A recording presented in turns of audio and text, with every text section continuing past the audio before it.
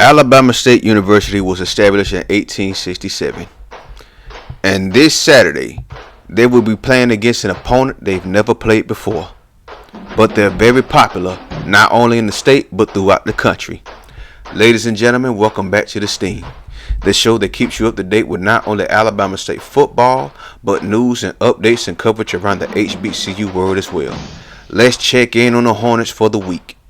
So it's Wednesday afternoon, 2 o'clock p.m. to be more precise. The Hornets are currently on the field prepping for their next opponent.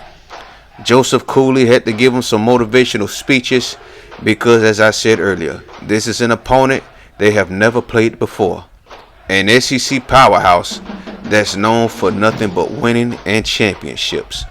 But let's check back on the game from last week against Prairie View A&M. Now this time, we're going to shout out the defense. The defense is the reason that we won this game. We had 2 interceptions, a pick 6 from Cedric McNeil, which was the first interception of his collegiate career, and we had another interception for Blake Rollins, the strong safety. The defense was absolutely amazing in this game. When the offense kept messing up, the defense answered the bell. There goes Lawrence Martin right there with his first sack of the game, and I think that was his only sack.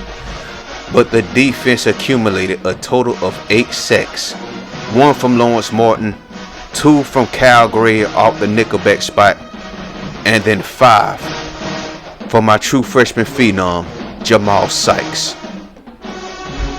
Alabama State has a young linebacker core that's showing great promise. And this weekend, Lawrence Martin and Jamal Sykes wreaked havoc all over the backfield, whether it was running or rushing the quarterback. Now, despite the fact that our defense had great stats, they did give us some big plays. The toss plays that went for touchdowns for Guerrero. Our special teams gave up a kick return for a touchdown. Even Harvey Jones had some good runs. Josh Sitz got beat deep on a pass play, as well as I believe it was Kyle Gray. It was either Kyle Gray or Colin Robinson, I don't remember. But next week, we're going to have to eliminate all these mistakes. For in case you haven't figured it out yet, next week, we go up to Tuscaloosa. We play the Alabama Crimson Tide in Bryant-Denny Stadium. The fans are going to be crazy. It's going to be a packed house. And a lot of people are going to be expecting us to lose. Well, you know what? As far as they're concerned, it's not even a game. A lot of people are calling this a check game. You know those games where the powerhouse schools play those below average FCS schools and they give them a check for it? That's what a lot of them are calling it, the paycheck game. Alabama is expected to beat us by a lot. Now, studying them on tape, we already know what they like to do. Of course, they like to run the football, a mean defense, and then make sure the quarterback doesn't turn the ball over. Not necessarily a great passing game, but a lot is dependent upon the running game.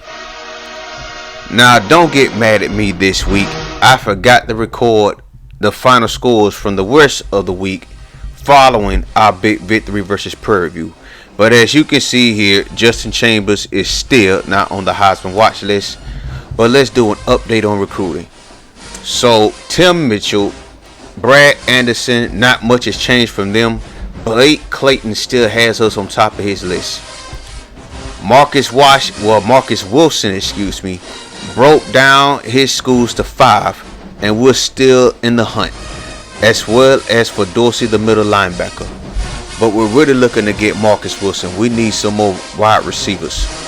Chris Jones is still up in the air, but for the most part, the DBs will be our primary focus. DBs and middle linebacker. So not much has changed as far as the recruiting process. I am feeling pretty good about it. I do feel that we can get at least 3 of these cats before the season is over. I'm hoping for it. Because, like I said many times, we really need to load up, especially at the cornerback spot. Now, Brian Merritt and Jamal Sykes, because of course, Max SWAC Players of the Week. Look at that stat line for Jamal Sykes. 10 tackles, 7 for loss, 5 sacks, and a forced fumble that pretty much gave us the game. Brian Merritt went 29 of 39 for 386 yards and 3 touchdowns, though. And they did that against Southern. By the way, this is Alcorn State's last year of probation. Meanwhile, over at the Sunbelt, aka the MEAC, Aaron Hall of South Carolina State and Mark Mangiero of Tennessee State win Sunbelt MEAC Players of the Week. They went off. Now, not much has changed as far as the Max SWAC standings. So far, the preseason predictions by the HBCU SWAC MEAC media, they've been spot on. Texas Southern is in first place in the East. Alabama State leads so far in the West. There's still plenty of football left to be played. But we're going to have to get better on offense if we're talking about reaching our goals of not only repeating as conference champions, but hopefully going to a better bowl game. And this time winning it. But again, still got a long way to go. Let's look at the MEAC, aka the Sunbelt. Surprisingly, Morgan State is in first place so far. Meanwhile, Howard is still winless, and I think their losing streak is now at 19-20 games. It's a shame. But anyway, we got a humongous test next week. We're going to find out where we're really at as a team. Join us next time as we go up I-65, and then we go west. We take on the Alabama Crimson Tide in Tuscaloosa. Thank you for watching.